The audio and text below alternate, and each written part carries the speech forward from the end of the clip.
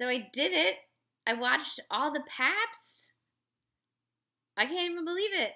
The last two were films he made in France prior to World War II. So the first one I watched was Le Drame de Shanghaï, or the Shanghai Drama, and it was really good. It's based on a novel by Oscar Paul Gilbert, and I really liked it a lot. I didn't recognize any of the actors in it, and in fact, it had a Vietnamese French actor named Linh Nam as one of the main characters, and it's one of two movies he ever made, and he's so good and so attractive that I'm like, where was his movies? I'm like mad, and I probably will never be able to find the second other movie that he made in France randomly. Um, oh, I'm sorry, yawned all of a sudden. So the movie follows a singer named Kay, played by Christy Mardian, who has a secret past. And you know this because the movie starts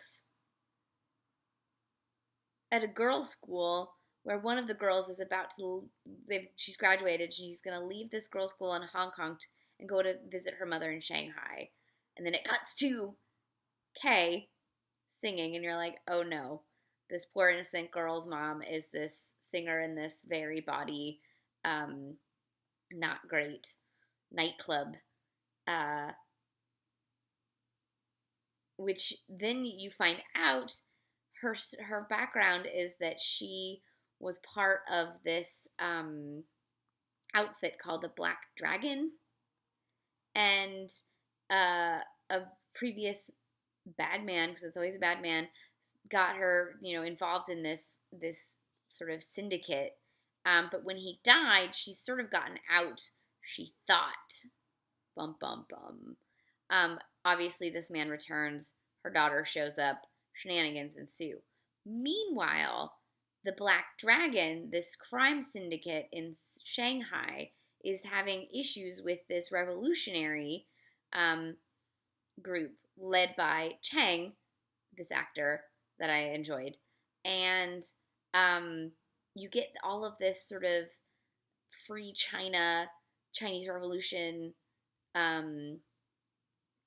kick all of the people who feel like they need to, people who want China to be China, and people who want China to be run by the gangsters who are funded by the imperialists. And it's so there's all this sort of world politics going on in the background of this very kind of proto noir torch singer with a innocent child mixed up with the gangsters subplot or a main plot. And it's just fascinating and wonderful, and feels like any other sort of 30s underworld crime movie that you'd see, except set in China. But then also, because it was not made by Americans, there are mostly Asian people playing Chinese. A couple of people like the Vietnamese actor playing Chinese, even though he's Vietnamese. But for the most part, actual Chinese people playing Chinese roles. There were also a black jazz band in the background, and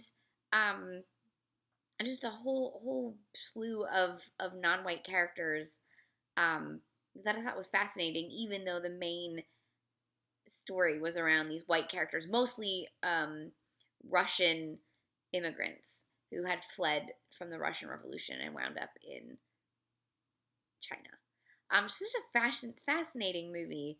I'm really glad I got to see it. I don't know that it's available on home video anywhere, so if you want to watch it, you got till Friday on Filmstruck.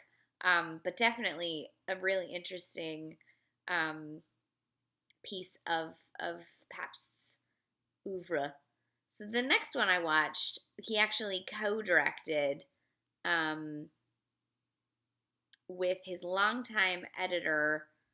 I had the guy's name up and it's gone. Mark Sorkin. So really, Mark Sorkin directed it and Pabst supervised. I'm not really sure what that means.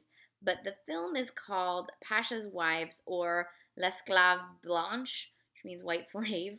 And it's about a woman who marries a Turkish diplomat paid by John Lodge. John Lodge was one of the many people to play Bulldog Drummond and also was firmly American, has really deep back to the Revolutionary War roots, and at one point was indeed, um, oh, I had his thing open. He was the governor of, I think it was Connecticut, and the ambassador for like 3 countries, including Argentina and Switzerland. And I'm like, wait, what? Because I only knew John Lodge from his like 30s films. I had no idea he had this whole other life. Um, Very aristocratic person, and so he's playing Turkish.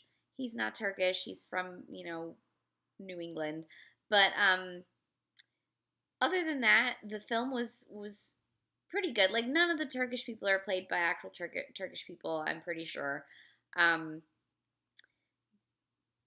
and the story basically, he marries a French woman, brings her back to Constantinople, much to his mother's chagrin. His younger sister loves having a sister, but she's also 14 and about to has a grand plan to be this rich man's final wife, and you're like, rich old man's final wife, and the French woman just cannot understand that.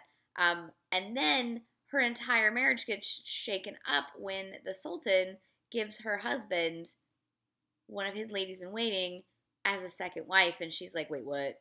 Um, but where the film could be very like judgy and like Western thinking, there's a great scene where there's a real debate about whether between the woman and the Sultan about whether the French way of marrying many women but divorcing in between, or marrying many women but they're all together at the same time makes more sense. Now, while this is great because it sort of shows um, that there's a little bit of reverence for both sides, like there's two sides to all these stories, what it doesn't factor in is the fact that in both these scenarios, the women aren't being married to multiple men, because in both these scenarios, the women generally are the property, and so you're like, yep, you're almost progressive, you're trying. Um, so it's an interesting film that looks at culture, a culture clash that is very, I think, unique to the European experience and unique to this era at the in between the wars, when the Ottoman Empire was very different than it was before the war, and still yet very different from what it became after World War II. This is the era where a lot of people are fleeing Hungary. You've got like Lubitsch coming over, not Lubitsch, is he Hungarian? No, I'm thinking Billy Wilder, and a lot of these others just coming over. Um, so it's an interesting film. I don't know that it was the most complex way to look at this culture clash. And it definitely, like the other one, had a bit of noir, sort of grimy elements in towards the end. Um, but it's definitely an interesting film, and I've definitely never seen anything quite like it. So that's always good. So both these films are on Filmstruck till Friday. This was um, the Shanghai drama and Pasha's Wives, strange late era French G.W. Pabst movies.